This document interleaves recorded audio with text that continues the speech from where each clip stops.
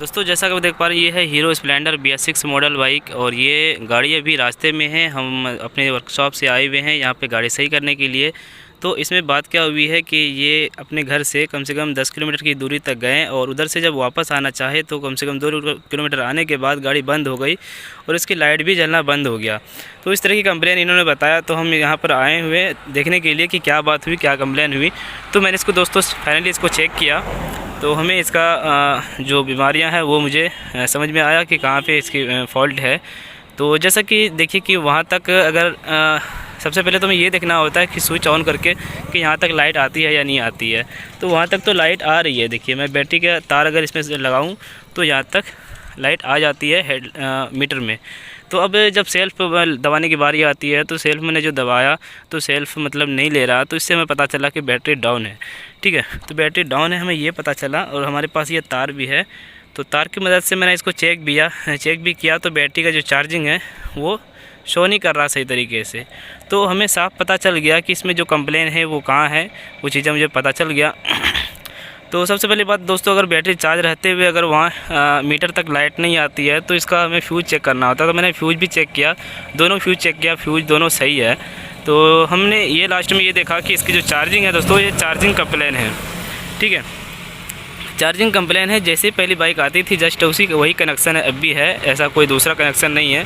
तो चार्जिंग का चेक करने के लिए डायरेक्ट आप क्या करेंगे, इस प्लस वाले तार को खोल के आप बॉडी से टच करेंगे इस तरीके से और किक दबाएंगे तो पता चल जाएगी। तो यहाँ पे करंट बिल्कुल भी शो नहीं कर रहा, तो हमें इससे पता चल गया कि चार्जिंग की फॉल्ट है। इसी वजह से ये बाइक बंद हो गई चलते चलते। जब तक इस बैटरी में चार्ज था, जब तक इसमें चार्ज था तो उतना देर तक ये गाड़ी चली। उसके बाद जब बैटरी डाउन हो गई तो इसको सही तरीके से करंट नहीं मिल पा रहा है, इस प्लग वाले तार में सही तरीके से करंट नहीं पहुंच पा रहा है। क्योंकि इसका जो कनेक्शन होता है दोस्तों, ये रेगुलेटर से कनेक्शन होता है। रेगुलेटर क्या करता है कि रेगुलेटर एक तरफ से बैटरी को चार्ज करता है और दूसरी तरफ से रेगुलेटर CDI यूनिट को करंट देता है। तो जब तक रेगुलेटर सही तरीके से काम नहीं करेगी, इस तार में करंट नहीं आएगी, तो हमारी गाड़ी किसी भी हालत में नहीं चलेगी। अगर हाँ इस टाइम अगर हम बैटरी दूसरा लगा देंगे तो गाड़ी चल जाएगी, लेकिन बैटरी चार्ज रहना चाहिए।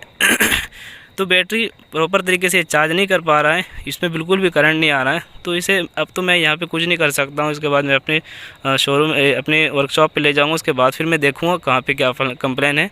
तो मुझे तो जहाँ तक फंडा समझ में आ रहा है कि ये बिल्कुल इसका जो रेगुलेटर होता है, ये रेगुलेटर की कंप्लेन है। या जो भी होगी तो यहाँ पर हम नहीं कर सकते हैं। फाइनली मैंने इसका सारा टैंक, पैनल, सीट, ये सारी चीज़ें मैंने खोल दिया है। और ये जो बाइक में प्रॉब्लम आई थी रात में, जो आपने इससे पहले वीडियोस देखी, तो ये रात में मतलब चलते चलते अचानक इस तरह की कंप्लेन आ गई। हो सकता है ये पहले से ही प्रॉब्लम आई हो इस बाइक में, जो फिर वापस उधर से जो आने लगे तो यानी कि गाड़ी स्टार्ट कुछ देर के लिए रहती थी, उसके बाद बंद हो जाती थी और यहाँ की लाइटें नहीं जलने लगी। तो ये सारी समस्या दोस्तों मैंने आपको शायद बता दिया कि इसकी जो चार्जिंग है, चार्जिंग की कंप्लेन आई थी। तो मैंने आपको चेक करके हालांकि नहीं दिखाया, लेकिन जो चीज़ें मैं आपको बताता हूँ दोस्तों वो रियल होता है, सच होता है। ऐसा नहीं कि मैं आपको बनावटी बात कुछ भी बोल दूँ, इस तरह की कोई भी चीज़ें बात नहीं होती है। अब देखिए मैं आपको जो बताने वाला हूँ कि इसमें जो सिस्टम होती है वो क्या अलग है, क्या सही है। पहले की तरह ही सिस्टम है, जस्ट वही चीज़ें हैं जो मैंने इस पहले आपको बताया था। तो ये देखिए इसके अंदर यहाँ पे चार्जिंग कॉइल, रेगुलेटर है, साथ में एक यहाँ पे जो देख रहे हैं ये चीज़ है जो थोड़ी बड़ी से कंडेंसर लगाया गया, मेरे ख्याल से वो जस्ट वही चीज़ें होगी इसके अंदर। तो फाइनली ये दोस्तों इसका जो चार्जिंग है, ये चार्जिंग काम नहीं कर रहा था। तो मैं आपको उधर से भी आपको दिखा दूँ कि इसका जो आर्मेचर कॉइल है वो किस तरीके से काम करता है। जो आर्मेचर कॉइल का जो वायर है दोस्तों ये है, ये देख सकते हैं वाइट कलर का और साथ में ग्रीन कलर का। तो मेन वायर यही है वाइट कलर का। अगर आपको लगे कि यहाँ तक चार्जिंग फॉल्ट आ रही है, चार्जिंग में करंट नहीं आ रही है इस तार में, तो आपको डायरेक्ट इसे भी चेक करना चाहिए, इस वाइट कलर के वायर को। तो इसमें करंट आना चाहिए। इसमें करंट अगर नहीं आती है तो डायरेक्ट आपको पता चल जाएगा कि इसका जो आर्मेचर कॉइल है इंजन का, मैग्नेट साइड का, वो ख़राब है। तो फाइनली मैंने इसको भी चेक किया तो ये भी सही है, इसमें भी करंट बन रहा है, लेकिन यहाँ तक करंट नहीं बन रहा है। लेकिन दोस्तों अब देखिए, अब जो रात के बाद जो अभी सुबह हमारे पास ये बाइक आई हुई है तो अब ये चार्जिंग देने लगी है। ठीक है, मैंने इसका स्पार्क प्लग खोल के रखा है, साथ में होल्डर भी खोल दिया है और मैं आपको चार्जिंग चेक करके दिखाता हूँ।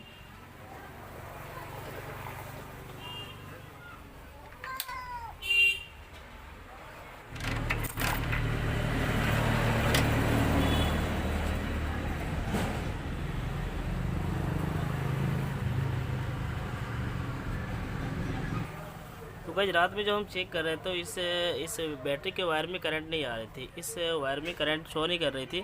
तो हमें उस टाइम में पता चल गया कि इसका रेगुलेटर सही काम नहीं कर पा रहा है, जो आरआर यूनिट होता है ये काम नहीं कर पा रहा है। तो अब जो सुबह हमारे पास ये बाइक आई है, रात में तो किसी तरीके से उसको धक्का देकर घर तक ले आए। उसके बाद अभी जो हमारे पास आई हुई है तो मैं देख पा रहा हूँ यार कि इसके अंदर करंट आ रही है। इसके साथ में जो बैटरी वाला वायर है ये करंट पहुँचने लगी है।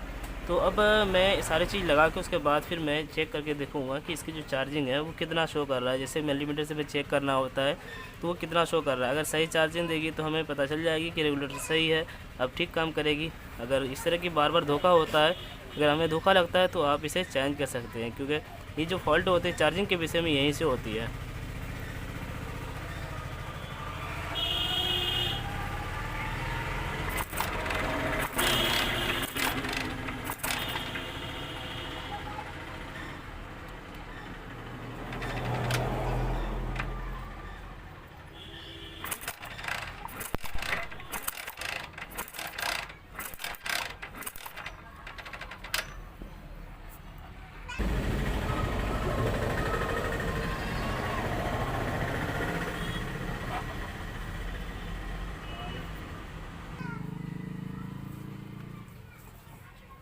तो दोस्तों इस तरीके से बाइक कंप्लीट हो गई। बाइक में कोई समस्या कोई परेशानी हमें देखने को नहीं मिला। रात में जो कंप्लेन आई थी वो तो दूर हो गई सुबह होते होते।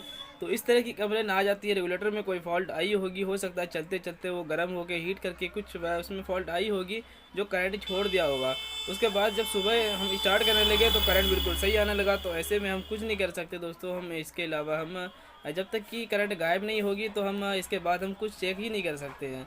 तो रात में तो मैंने सोचा कि अब सुबह देखेंगे, तो सुबह आने के बाद तो ऑटोमेटिक करंट आने लगा था। उसके बाद तो हम कुछ कर ही नहीं सकते हैं। जब तक कि करंट गायब नहीं होगी तो हम रेगुलेटर को सही तरीके से चेक नहीं कर पाएंगे। इतना तो मुझे उम्मीद है कि रेगुलेटर की फॉल्ट होती है, पर अब तो मुझे कुछ नहीं करना है। अब इसे लगा के बस मुझे स्टार्ट करके दे देना है गाड़ी को। जब फिर कभी इस तरीके की कंप्लेन आती है तो दोबारा फिर मैं इसे चेक करूँगा इसी तरीके से। और चेक करने का भी यही तरीका है दोस्तों। अगर रेगुलेटर ख़राब होगी तो हम रेगुलेटर किसी भी हालत में चेंज करना होगा। वैसे कस्टमर ने बोला कि इसे तुम लेकर रख लेना, बाकी मैं भी एक पीस लेकर रख लूँगा, क्योंकि अब तो हमेशा ये काम आने वाली है। पैशन प्रो हो या फिर ग्लैमर हो या फिर स्प्लेंडर हो या एचएफ डिलक्स हो, ये चारों बाइक में एक जैसी आपको रेगुलेटर देखने को मिलेगी। ठीक है, तो आप इसे वैसे भी लेकर आपको रखना चाहिए जिस तरीके से हम अदर पुराने बाइक की लेकर रखते हैं, उसी तरीके से हमें लेकर इसे भी रखना पड़ेगा। तो अगली बार अगर हम लेकर आएंगे तो फिर उस टाइम लगाते समय आपको दिखाएंगे। कभी भी इस तरह की कंप्लेन अगर आती है तो फिर मैं आपको डायरेक्ट लगाते हुए दिखाऊंगा कि इस तरह की कंप्लेन इसके वजह से हो रही है या नहीं हो रही है।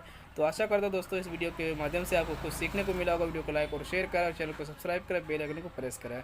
थैंक यू दोस्तों। मैं हूँ कासिम ऑटो और मैं हूँ झारखंड गोड्डा नरैनी से। मेरा पिन कोड है 814154। हमारा वर्कशॉप है नरैनी कब्रिस्तान के सामने। आप डायरेक्ट हमसे संपर्क कर सकते हैं। किसी भी तरीके से सर्विस की जानकारी हो या फिर जो भी कुछ जानकारी लेना चाहते हैं तो हमारे वीडियो के माध्यम से पा सकते हैं या फिर कमेंट करके पूछ सकते हैं। और हमारे वर्कशॉप में इंजन के विषय में या जो भी काम होता है आप डायरेक्ट आके करा सकते हैं। कम किफ़ायती रेट में मैं काम करता हूँ।